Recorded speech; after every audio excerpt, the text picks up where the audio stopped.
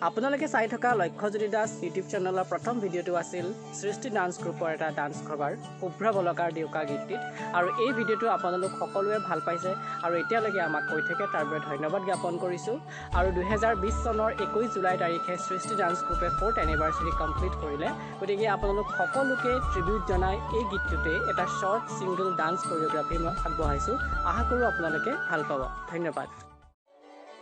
শুভ্ৰ বলাকাৰ দেউকাত সপোন ৰহন খনা দূৰণিৰ সাগৰ পাৰত বাজে বাঁহী মধুসনা শুভ্ৰ বলাকাৰ দেউকাত সপোন ৰহন খনা দূৰণিৰ সাগৰ পাৰত বাজে বাঁহী মধুসনা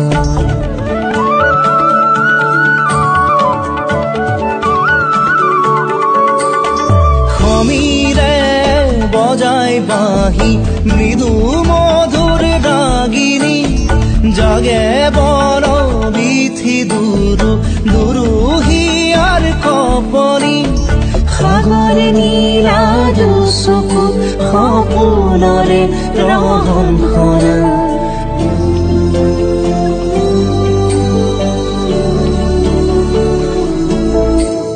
শুভ্ৰ বলাকাৰ দেউকাত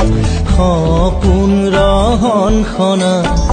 দূৰণিৰ সাগৰ পাৰত বাজে বাঁহী